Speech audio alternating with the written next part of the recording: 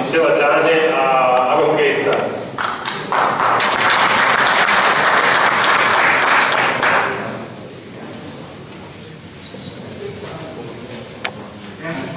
Grazie, un splendide ultime parole che avevo sentito io. Discorsi molto lunghi. Allora,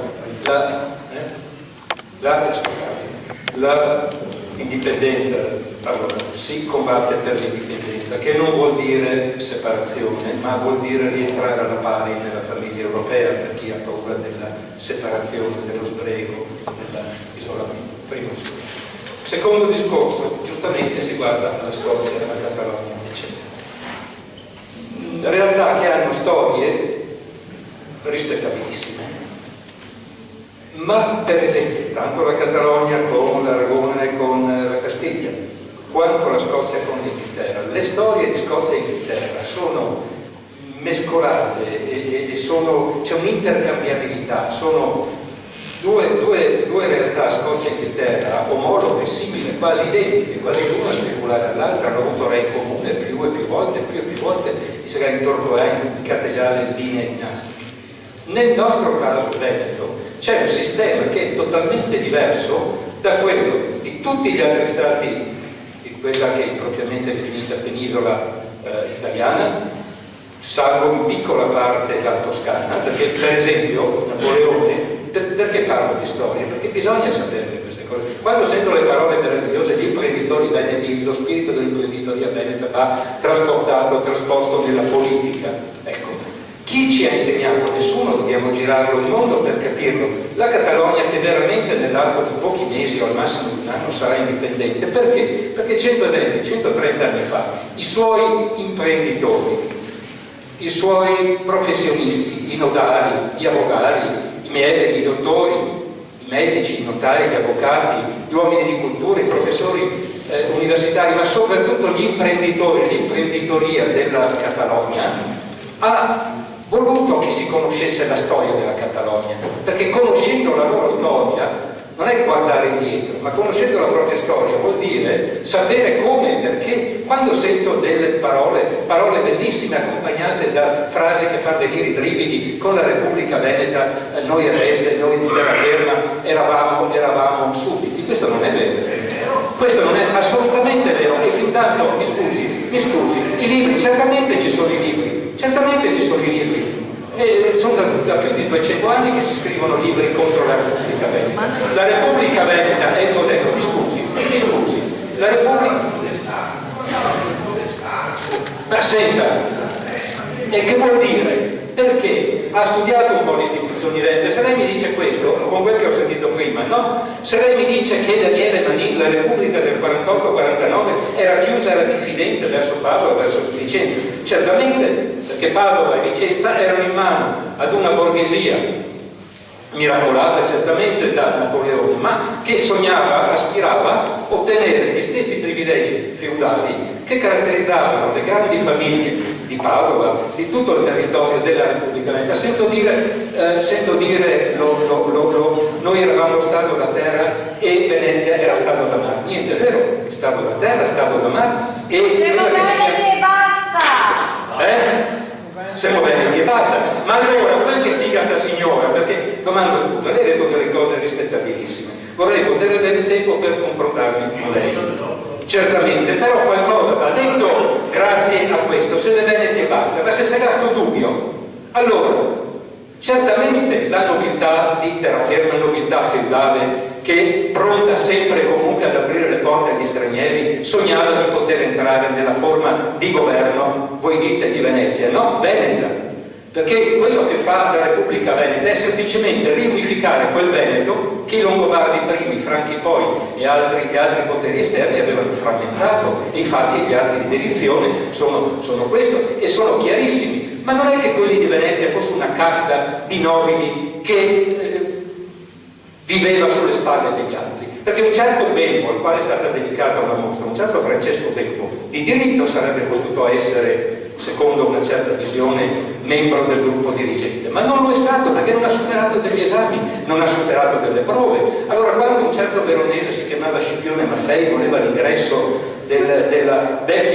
vecchi ciucciasangue della nobiltà di terraferma negli organi, che non erano veneziani, erano veneti, perché erano aperti, c'è stato un ricambio continuo. Non esiste in Europa uno Stato che abbia avuto un ricambio, altro che oligarchia, un ricambio della propria classe politica come la Repubblica Veneta, perché la Repubblica Veneta è il modello per la Repubblica Toscana, la Repubblica Veneta è il modello per la Repubblica Olandese. Questo non ce lo insegnano. La Svizzera, che tutti ammiriamo come l'Austria, nasce, studi Gasmaio, la Svizzera nasce tramite una serie di alleanze con noi, prendendo il Palazzo Ducale, che è stato sconciato per una mostra per un pittore che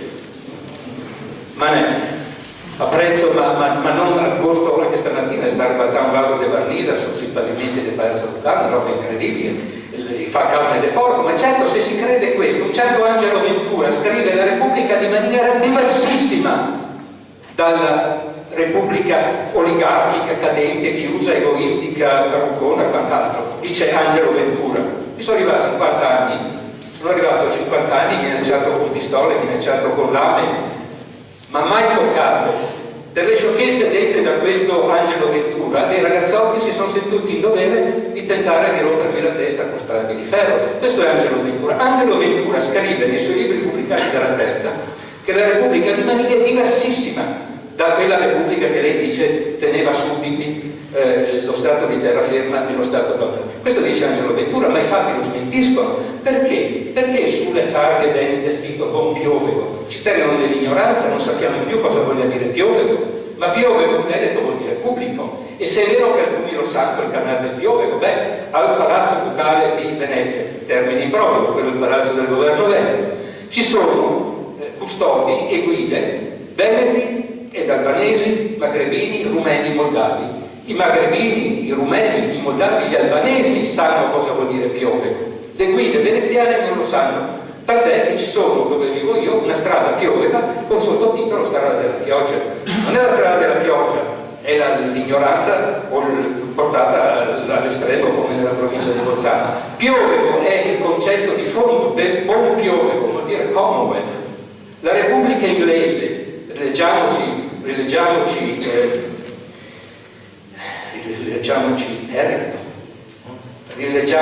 autori del Seicento. La Repubblica Inglese nasce ispirandosi alla Repubblica Veneta, ma certamente i signori di terraferma che sognavano di avere gli schiavi da servitù della gleba non potevano farne parte. E lo stesso Bembo, che avrebbe potuto farne parte studiando e impegnandosi, non essendosi impegnato abbastanza, ne è rimasto fuori.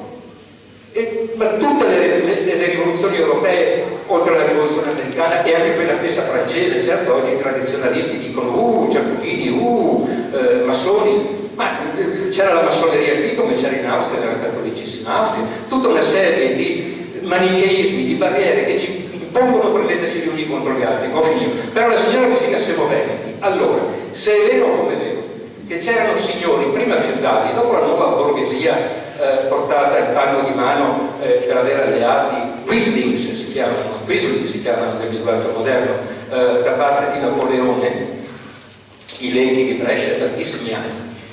Ma il popolo, ma che podestà? Podestà era soltanto la funzione di ambasciatore, non aveva potere di vita e di morte sulle autonomie, sull'autogoverno, perché federalismo, Repubblica Veneta di domani sarà, già la stiamo costruendo oggi, federale, ma il primo modello di federalismo è questa nostra Repubblica Veneta. Andatelo a chiederlo a quelli di Asiago, andatelo a chiederlo nella Svalia Veneta, adesso è confini con la quale Slovenia sì, andatelo a chiederlo per esempio nelle isole Ionie.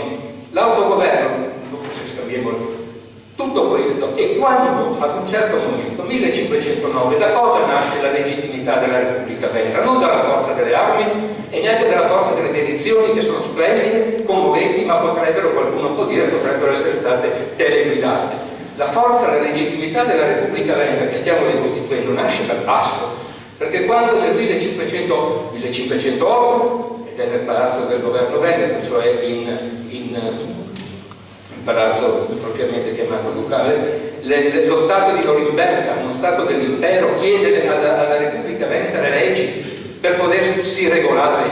Norimberga, che era Repubblica nell'ambito dell'impero, come Bologna era Repubblica nell'ambito dello Stato e della Chiesa, tutte cose che ci fanno ignorare. Subito dopo, perché era contagioso questo, e lo si vedrà poco dopo, al tempo di Carlo V, proprio con Gasmair e non soltanto lui, una repubblica di contadini, una repubblica, viene ucciso a Padova, una repubblica di contadini tedeschi che si ispira alla Repubblica Veneta, non a caso, nasce dal basso, e nemmeno cattolici, nemmeno cattolici. Allora, nasce una lega di tutta Europa contro la Repubblica. I signori, quelli che volevano entrare nel Maggior Consiglio, che volevano entrare nel governo della Repubblica, di Padova, di Vicenza, di Verona, aprono le porte agli stranieri.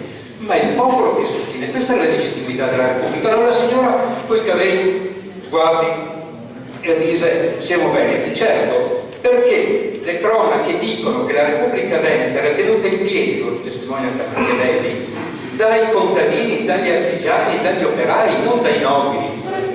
Anche era tenuta in piedi da questo, si facevano scannare per non rinnegare San Marco, ma non perché fossero superstizioni verso San Marco, perché San Marco dava a loro, cioè la Repubblica Veneta, col simbolo del Lion Queai, che peraltro nel Veneto è pre-cristiano, la Repubblica dava a loro quelle garanzie di sicurezza, l'assistenza, appunto il piove, col buon piove, che nessun altro Stato europeo dava, non lo poteva dare né la Francia, né l'impero, né il papato, né i milanesi, e neanche i piemontesi.